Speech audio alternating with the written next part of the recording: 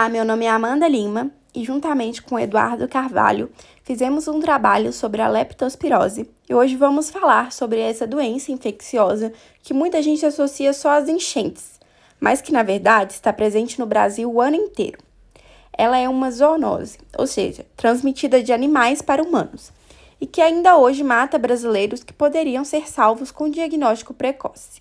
Ao longo desse vídeo, vamos entender por que ela é tão perigosa e qual é o papel do laboratório nessa história. A responsável pela doença é a bactéria do gênero Leptospira. Reparem na imagem de microscopia. Ela tem uma forma espiralada, helicoidal, quase como um saca-rolha. Não é à toa que ela consegue penetrar tão facilmente nos tecidos. Existem aproximadamente 250 tipos sorológicos diferentes dessa bactéria, os chamados sorovares, e cada um pode afetar espécies animais distintas. Isso torna o diagnóstico ainda mais desafiador, já que nem todos os sorovares provocam os mesmos sintomas. A principal fonte de contaminação são os roedores, ratazanas, ratos de telhado e camundongos. O detalhe importante é que esses animais não ficam doentes. Eles carregam a bactéria nos rins e a eliminam pela urina por praticamente a vida toda, sem apresentar nenhum sintoma. Quando chove forte e as ruas alagam, a urina contaminada que estava no esgoto e nas tocas se mistura com toda aquela água. Aí qualquer pessoa que entre em contato com essa água, seja andando na rua, limpando a casa ou trabalhando, fica exposta. E a bactéria não precisa de muito. Uma pequena ferida na pele ou até a pele muito tempo em contato com a água já é o suficiente para a entrada. O Brasil registra cerca de 10 mil casos por ano, mas especialistas alertam que a subnotificação é um problema sério. O número real provavelmente é bem maior. A doença ocorre em todos os estados, mas Sul e Sudeste concentram mais casos por causa da densidade populacional e das enchentes mais frequentes. São Paulo, Rio Grande do Sul e Rio de Janeiro lideram as notificações. E um ponto importante, não é uma doença só de área pobre ou rural. Qualquer pessoa exposta à água contaminada está em risco.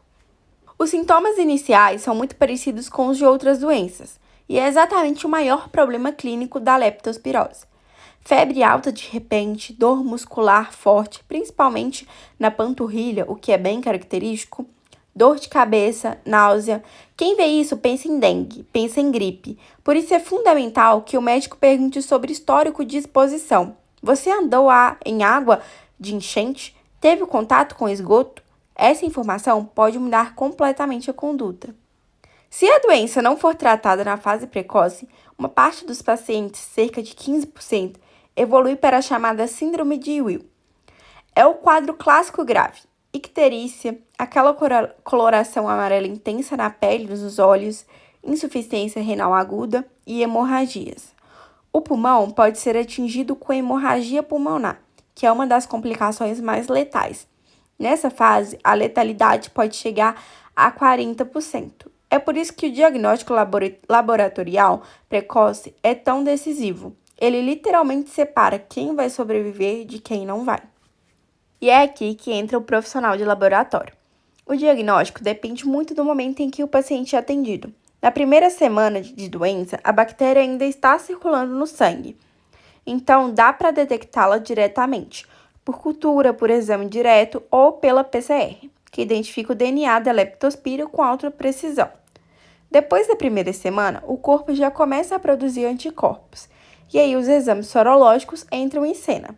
O ELISA-IgM e principalmente o MAT, a microaglutinação microscópica, que é considerado o padrão ouro do diagnóstico. Esses exames são realizados nos laboratórios centrais de saúde pública de cada estado.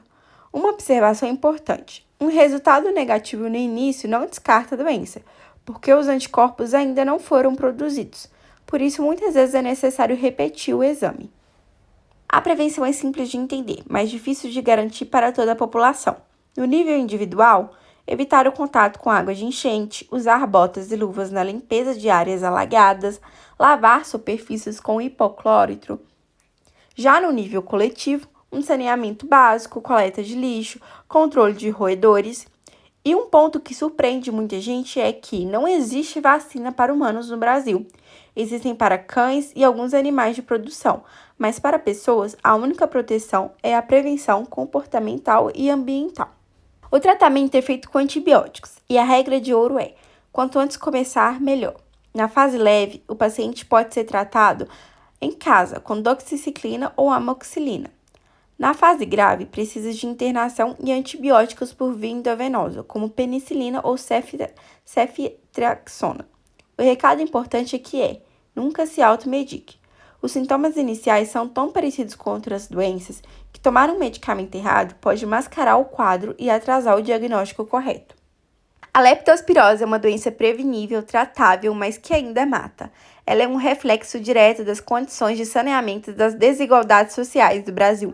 O profissional de laboratório tem papel central nessa cadeia. É ele quem escolhe o exame certo no momento certo, quem garante a qualidade da amostra e quem interpreta o resultado com critério. Informação e diagnóstico precoce salvam vidas. Muito obrigada e essas foram as nossas referências.